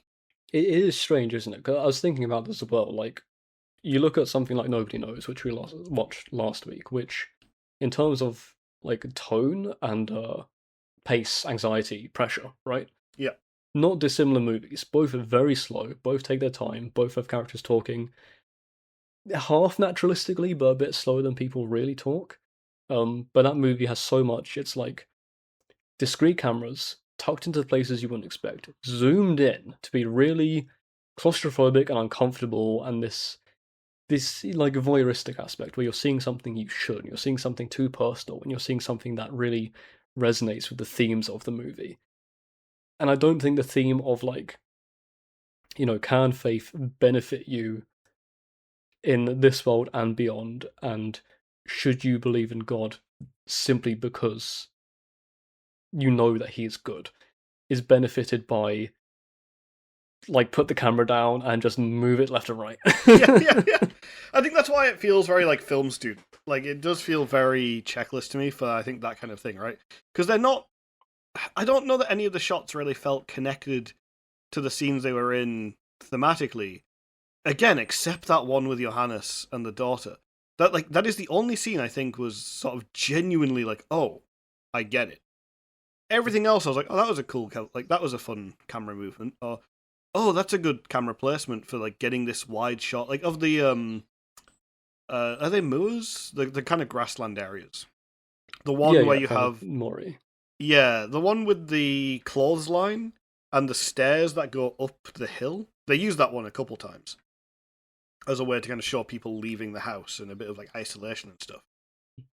You have it. The father, when Johannes is missing, he stood up there, and they've used this shot before with everyone there, and he is like at one side shouting Johannes, moves to the other side, shouts Johannes, and it makes him feel very alone, very empty, very troubled.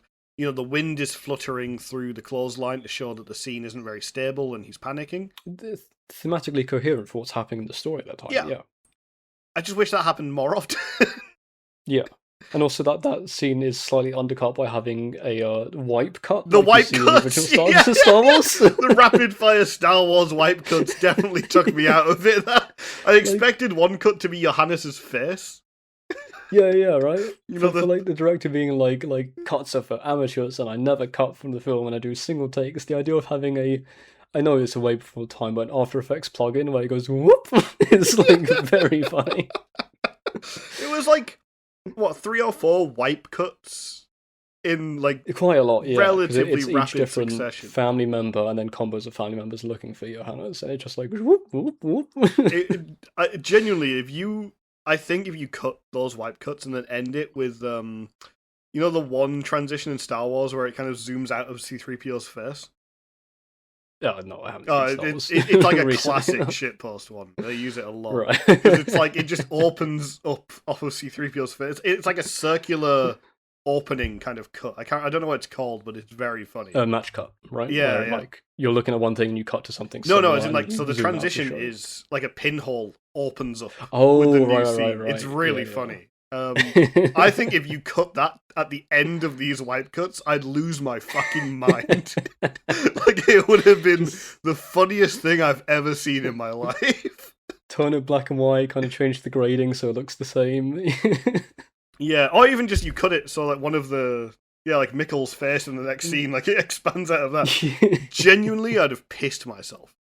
But it's that kind of thing. I feel like the movie, it doesn't feel like, I don't want to say amateurish. It just feels like it's someone is showing you all the ways they know how to use a camera, and I'm just not interested. It's very in that. well done for what it is, and for what it is, it doesn't feel like much, right? It does Yeah, feel like just like I said, amateurish is harsh. It's definitely not amateurish. Like, it's a guy showing you all the ways he knows how to use a camera, and he does know a lot of ways how to use a camera. But I just think the intent of like long shots are the future in film is so misguided, and in terms of poorly aged statements, like one yeah, of the poorest, frankly, because we've seen so many films in recent years and a few in this series so far where you have, you know, shorter, quicker cuts who really get something across. Like, again, nobody knows, right? A lot of those are you'll have a 5 or 10 second shot of just looking at a thing, kind of to get across the scene and establish it without needing to have a singular wide shot to show you this is the place we're taking, the scene we're yeah, taking place in. You see a flower pot, you see a bookcase, you see someone's leg, right? You build the idea of the painting in your head, and so much of like again, so much of painting and portraying stuff and art is like what you are making up in your head to fill the gaps is more interesting than what is depicted on screen. And I think Ordet says, no, no, no, no, no. The stuff that I'm showing you is the most interesting stuff possible, but I really disagree. And I don't like the theme and the story, so it really didn't have much going for it for me. yeah. I don't know. It's weird, right? So to with Nobody Knows, I came out of that movie feeling so overawed by how good it was, right? To the Yeah. point that I was worried that when we had come to discuss it, that like maybe like you wouldn't have been that into it, because I was Yeah. like, fuck, I'm like, this is maybe like one of the most important things I've ever seen in my life. Like, thinking We've like, had weirdly like a similar taste. I thought we yeah, had some like different opinions about things, but I guess Kino is Kino. yeah, Like we're just but like, so Ordet is the opposite, right? I watched it going like, fuck, am I a moron? Like, do I like? It was like, I just like, do I not get it? Is it just a bit mid? And then when you said you weren't a big fan, I'm like, fucking thank God for that one. I had yeah. faith and it was rewarded. Because, yeah, I'm not feeling it. To me, Odette, I reckon those people out there who say they love it as much as they do probably do. But, I don't know. It's always a harsh criticism. It's definitely a very, like, Philistine opinion to think when somebody says they like something, they're wrong and they're saying they like it because they know they should. But man, am I getting that feeling with Odette. Like, There was famous review for Ordet, which I did colour my perception on this idea a little bit. One, Roger Ebert gave it 4 out of 4 stars, which I'm is the aware of highest him. rating he can give. Yeah. For those who don't know, big film critic, big like American film critic in the 70s, 80s. Yeah, Did a yeah. lot of like TV stuff talking about things. Hates video games. Hates video games, but was well regarded for his opinion on film. Yeah. Sometimes peculiarly. He had some weird takes occasionally. That's good for a But critic, he though, really right? liked this film. He thought it was, yeah, exactly right. You like someone who's a bit of a weirdo, but yeah, he thought this film was a masterpiece. Um, for a lot of the reasons why we're saying we don't fuck with it. Yeah. And I don't know. I don't want to say that I think some of the people are just parroting Roger Ebert because he's Roger Ebert, but it doesn't feel like the kind of film that gets, again, to be the highest rated film on Letterboxd of this year. I gotta just double check Yeah, what else is what's out it in competing? 1955. Let's see. Highest rated average first. We have Pather Panchali, Rafifi, The Night of the Hunter, Diabolique, One Froggy Evening. That's a fucking hell of a movie. It's a short, but I love it. A lot of names I don't really know. Let me look at the popularity, see if there's anything there that stands out. Yeah. Lady and the Tramp, Rebel Without a Cause. I mean, Lady and the Tramp clears this movie. East of Eden, which I've definitely heard of. Man with the Golden Arm. I don't think that clears this. Godzilla raids again. Yo, 2.67. Oh my god. 2.6. Yeah, it's. I don't know. To me, it does feel a little bit. And again, I don't want to accuse people of like faking their opinions. But if you told me this was your favorite movie, even of just its era, I wouldn't believe. Or I think there's I'd definitely want an to know interesting why. discussion to be had. Yeah, exactly right. You want to talk about it because I can appreciate this was well made, but I got like nothing from it. Yeah. It's like it's not total dog shit, but by an hour in, I was really, really, really fucking bored. And then as it ended, I'm like, thematically, you've lost me a while ago, and this just confirmed, like, I don't like what you're doing. That was me. I think the ending really makes me come away from it and go like, I just wish you had anything interesting to say. Because the ending, maybe I'm like over focusing on it, but it is obviously recoloring a lot of the previous shots and a lot of the previous narrative. For me, going like, what the fuck is this? Like, why? This was interesting. This is different people holding effectively the same beliefs in different ways, and how that causes tension, and how you don't know who's right, and the evangelicals could be correct. The less pious, more just passively Christians could be correct. And it's interesting that that creates tension. Like I mean, even Yeah, sort definitely. of UK history, like Catholicism and Protestantism. It's interesting that this one religion holds all these different sects that can be so opposed to even the point of like war and killing each other. This felt like a really nice little microcosm of the different ways that people's different faiths interact and cause tension and problems, especially because I expected more of that with the family holding different versions of the same belief. And then at the end, it goes like, and this is the winner. Yeah, yeah, weird, right? Like, It's like, why did you choose one to be correct? it's a fair critique to have because when you look online, a lot of the reviews when I was searching through them, um, again, a lot of like the atheist people talking about this seem to be like the ending. It's the depiction of a miracle that made them like get emotional. It made them like when we were talking about the Great Dictator, saying how like if you got like racial hatred in your heart, that speech is powerful enough that it can, you know, break through for just an instant and maybe have you think about it. You had secular people saying the depiction of a miracle in here was like powerful enough that it hasn't like converted me, but I can see the appeal of spirituality, and I don't get Yeah, I it. mean, okay, good Maybe I'm example. just thick. Good example of the Great Dictator, right? Because here's my difference between Ordet and the Great Dictator. What Charlie says at the end of the Great Dictator, that speech, is real, and what he's saying is true. Yeah, The miracle at the end of Ordet is movie magic. That isn't going to happen. yeah, So, like, yeah, I think if you exactly. see that and it leaves a lasting impression on you, like, are you stupid? Like, I don't know, like, like, Charlie's speech is important because he's telling you something that's both true and reasonable and making you reassess your own beliefs and be like, wait, am I holding these opinions, like, in hate? Is this making me a worse person?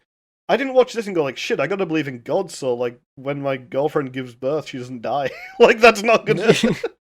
There's nothing to break through because again, it's not a thing that actually is real. Even if you're a Christian, like you don't tend to believe in that level of miracle. And if you did, it's delusion, right? Like you wouldn't Yeah. watch Ordet and go like, "Oh, don't worry, we don't need a doctor. You're gonna just make it through fine." Which makes it weirder that so much of the visuals are depicting this very like realist state, right? Where it seems like it's evoking oil paintings in the way that oil paintings try to evoke reality.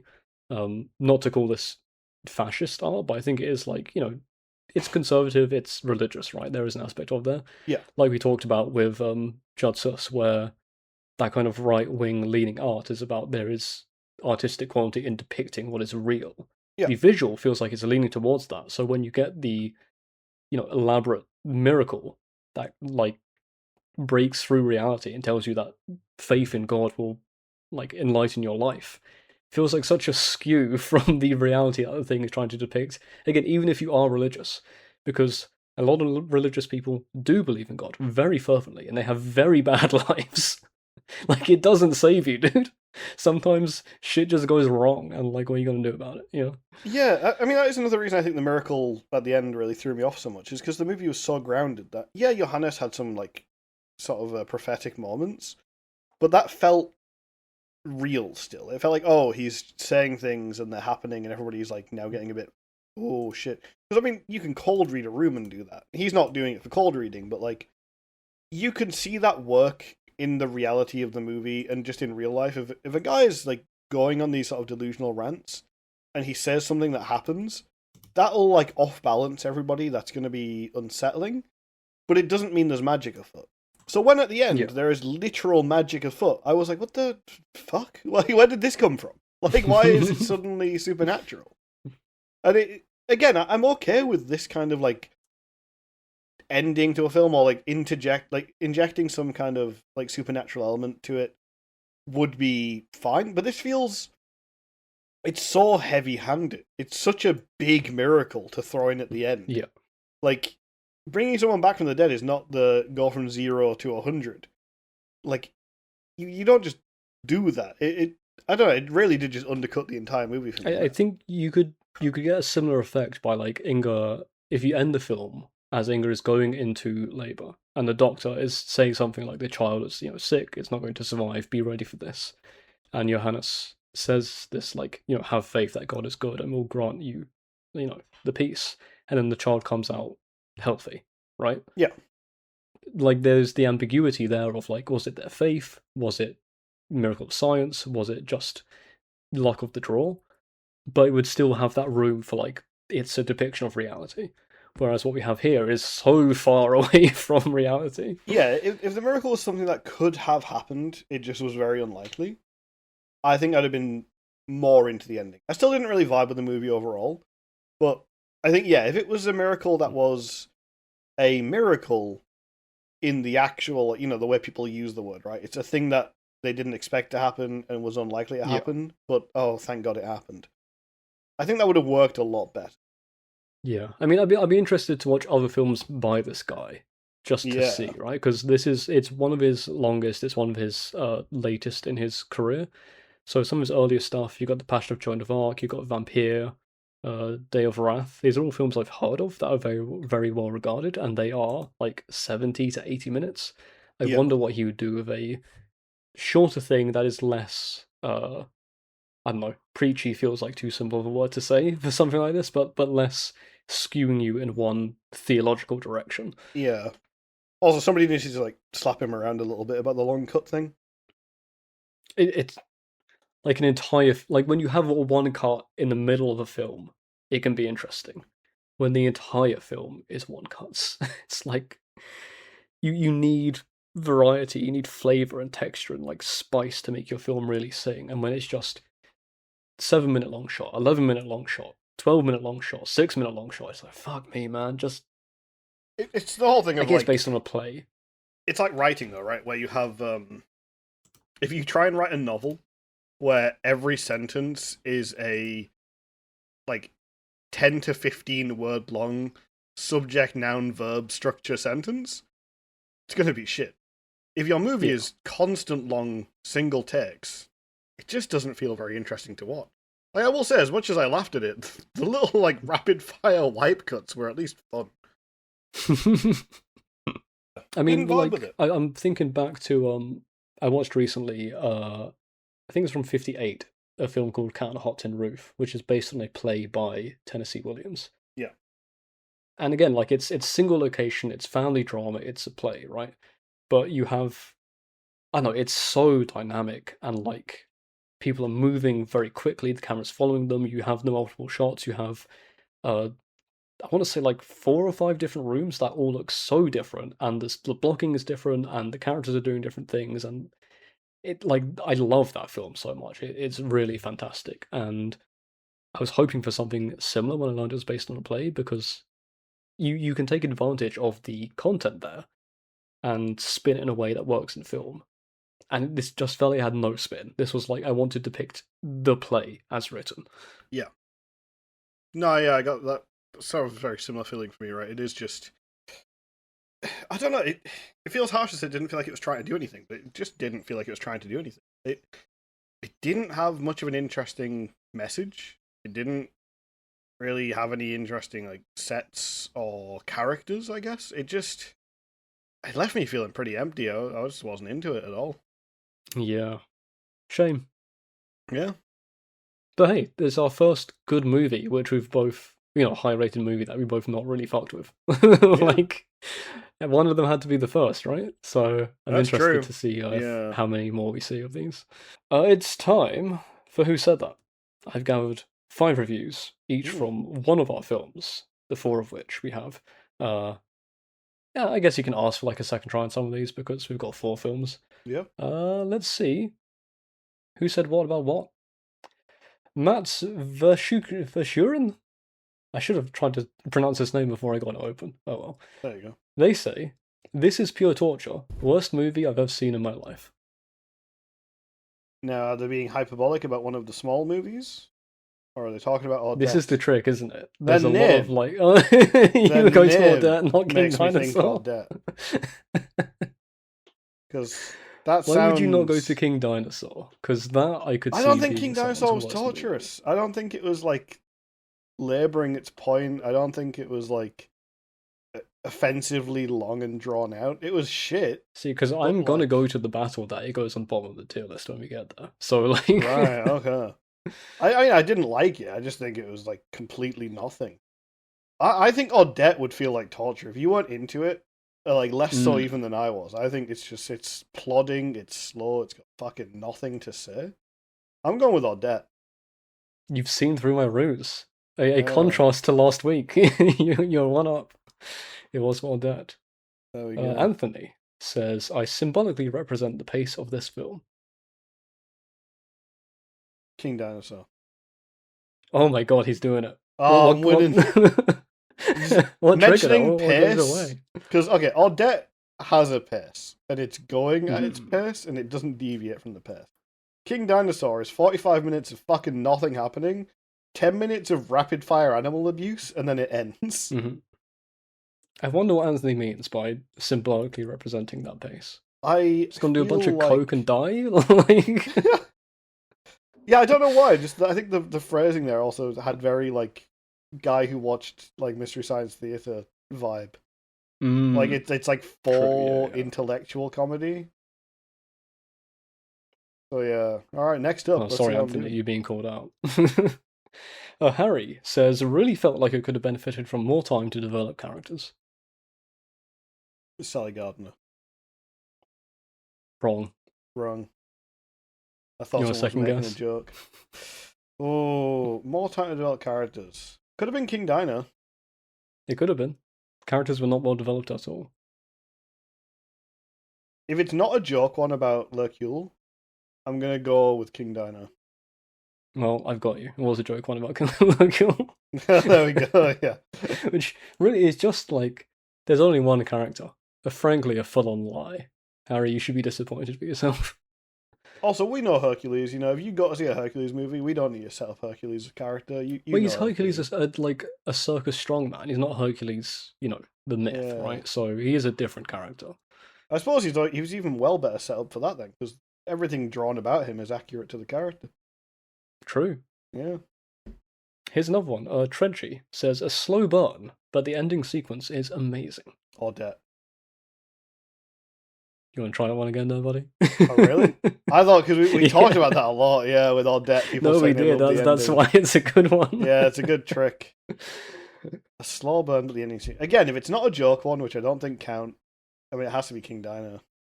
Yeah, it's King Dino. I saw someone mention the ending. I was like, well, one, you've got a bad impression of what's a good ending, but oh boy, I can use this as a bait. We mentioned in Great Dictator that loud noises are always funny, and what's louder than a nuke?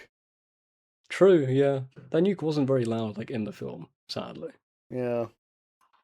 Okay, well, last one.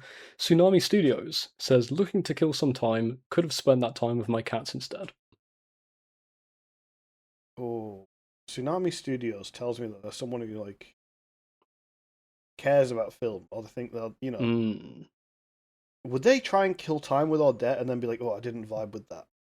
Or would they openly hate Ordet if they were trying to depict themselves as a film connoisseur? I reckon King Dino is a kind of movie you hear the name and think, that'll kill an hour. And then you go, fuck, that was shit. King Dino. Correct, because Nice. the dialogue I extracted from the route was looking to kill an hour rather than Oh, some there we time. go. Yeah, I yeah, yeah. adjusted it slightly. That makes sense, right? Because you There kill an we hour, but are. you're not going to kill like just over 2 hours, and you're not going to kill 25 seconds. Yeah. And I feel like if you're going into Ordet, you're not going in with the impression of you are killing time. You're going in to watch a movie, Yeah, right, or yeah, a yeah. film, capital F film. King Dino is very much a movie that would have been on the TV when you were 6 to 7 years old. I didn't say that as the joke. I realized I was like a Zoomer joke. I that's just the age Don't say it. I was assuming.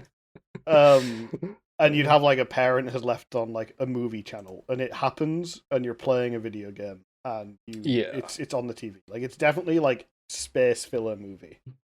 Yeah. It's just a shame that the space that it fills could have been filled with anything else. Like this guy's cats. Yeah. Tsunami Studio, lend us your cats. We need cats to fill some time.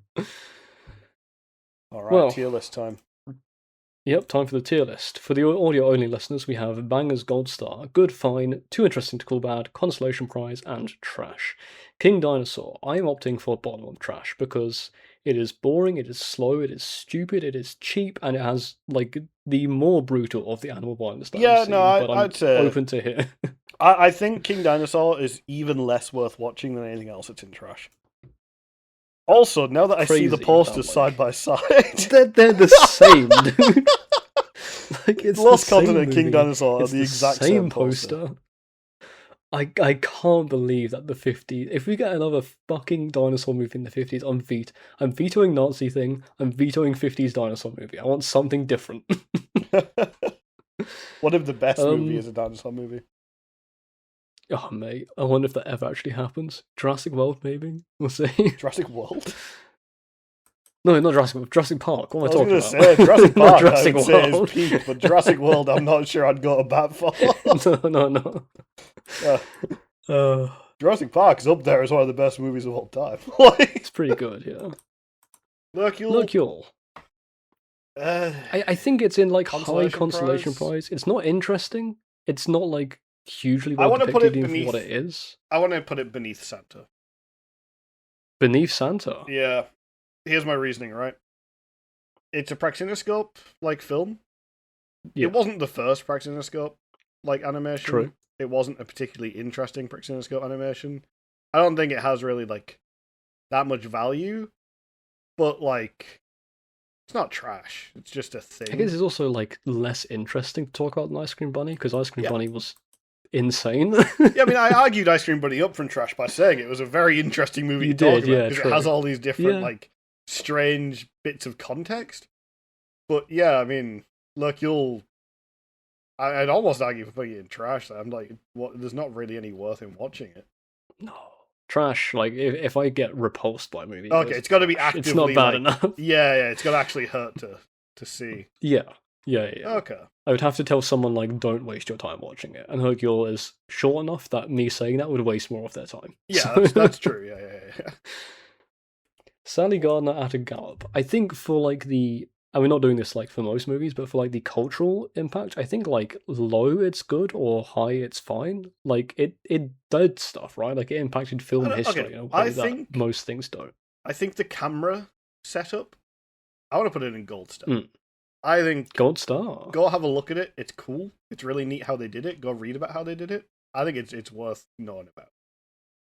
I'll give it a low gold star. I Yeah, think it low is gold impactful star. enough in film history that like you gotta give it its dues, right? They're doing what they could for the time, Yeah. and what they did was very impressive. We have now said that Sally Gardner is officially better than Ace in the Hole. Yeah, but like it's contextual, right? Yeah. I would say if you're going to say which one should I watch, I guess Sally Gardner is the easier film.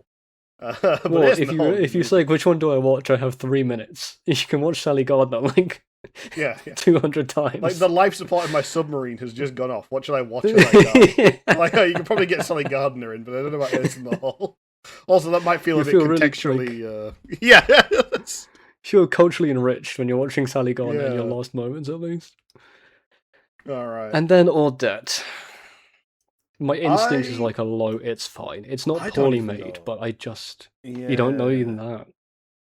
Part of me wants to say Because if it's not, I don't think it's too interesting. So you want to put it next to Super Babies? So this is the pain, right? Because I'm like, I don't think, yeah, it's fine. If you asked me, should I watch this, I'd say no. I would tell people, like, I would prep them, right? It's a movie. Get out. Oh, you can't put it back. Okay, well, it's in Yeah, you Nazi can. garbage for now while we talk about it. Yeah. Well, let's just move it out of Nazi garbage, just symbolically. Okay, sure. I don't want it to sit there. Yeah. We'll put it here for now while we talk about it. It's a movie that you have to, like, prep someone to talk about, right? If you Yeah. can make someone aware that, like, it's a slow thing based on a play with a very specific theological viewpoint, you can build that expectation, right? And maybe you can appreciate it for what it is. I Yeah. didn't, but I don't think it was, like, poorly made. Super Babies was poorly made, right? Yeah, that's Like, fair. Too interesting is fine, I think, because we got a lot out of it. The reasons I'm mad at it are at least interesting. I wouldn't go out of your way to watch it, and it's still in one of the categories where I would say you're not going out of your way to watch it. I'm Yeah. happy with it being there. We'll put it above Monkey Shines. I'll give it that grace. Yeah, it's got more going on than Monkey Shine. Okay, that's the new tier list. We have our wheel. Let's see what we get for next week. I'm looking for something more contemporary this time. Yeah, I'm in trouble. We are not getting something more contemporary. 1920. 1920. Let's see what that is. Are there films? I mean, there are, but like, are there? There's definitely films. So most popular is Nosferatu. Oh hell yeah! Hold on, that's 22. This was of the 1920s. Oh.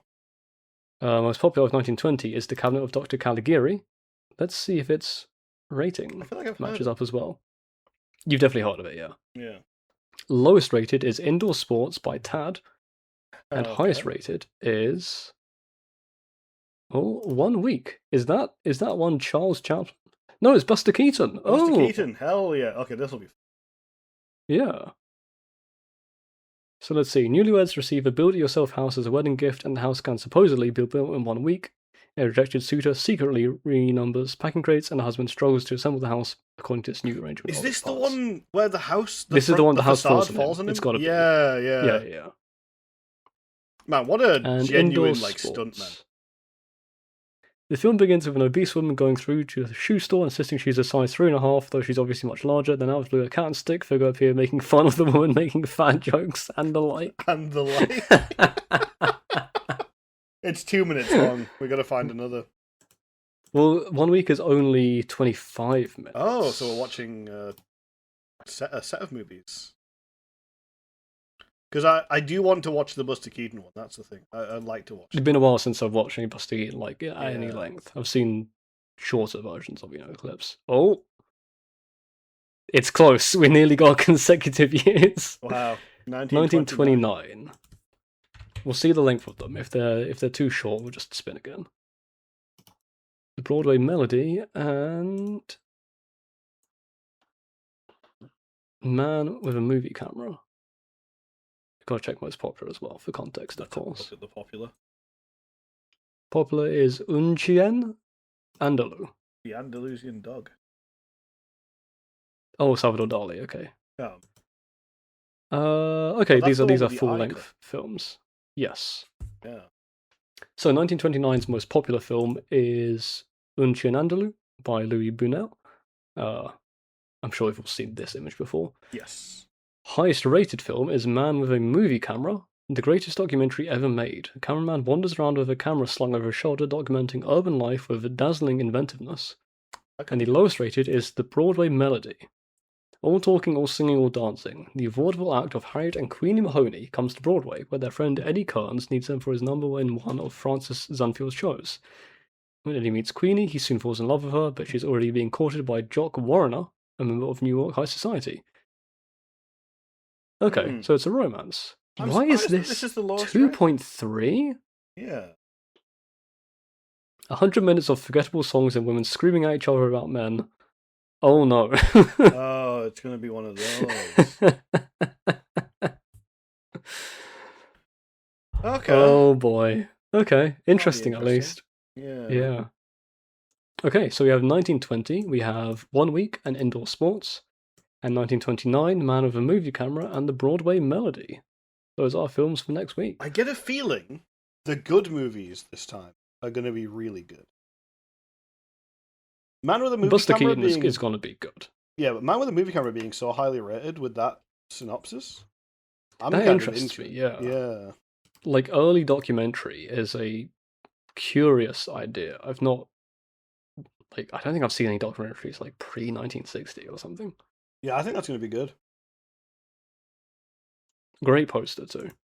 Yeah, yeah, yeah. Look, I've been misled by great posters before. I've seen some. Let's hope this one lives up. Yeah. Uh, Well, interesting one. there we go. I'm surprised by disliking both of the movies in different ways. It's strange because my distaste for Ordet, sorry, is it's much more visceral than my distaste for King Dinosaur. Mm. Like King Dinosaur is like a worthless movie and bad, and why does it exist? Ordet is like a movie I dislike aggressively for what it's trying to do and what I feel like it didn't achieve. This is the thing. Ordet was trying something. King Dinosaur tried nothing. King Dinosaur was a waste of everyone's time. But Yeah. Ordet was trying, and it didn't resonate with us for whatever reason. I think Ordet does make exists it more for interesting someone, to talk about. Definitely, whereas yeah. King Dinosaur doesn't. Except maybe the director, if he got paid a decent amount for it. I'd guess not a decent amount, but soming, right? He let did him make keep money making off of movies. that. Yeah, Yeah. they And they shouldn't but have. Yeah.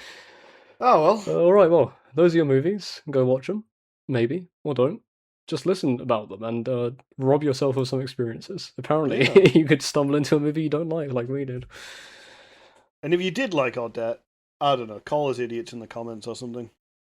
Tell us why, like, genuinely. Look, if that is actually you're watching this like 4 years down the line and we've either stopped making this or are like more popular than we expect to be, explain why you like Ordet, because I don't see it, and I would love to hear tangible experience that I can like send to you and we can laugh at people talking about things that they And like. if their reasoning are very poorly paraphrased versions of the Ebert review, we can call them an idiot. Yes. There we I would go. love that. Got him. Yeah. Gotcha. We fucking called you out. Tell me why you like it in your own words. And if your own words are suspiciously similar to Roger's, maybe don't write them. And if you use ChatGPT, I will like suplex you into the fucking floor. How dare you? Hopefully the bubbles burst by the time anybody watches this shit. Oh, fingers crossed, man. Alright, well. Alright, those one. movies. Yeah. See you next time. See you all next time.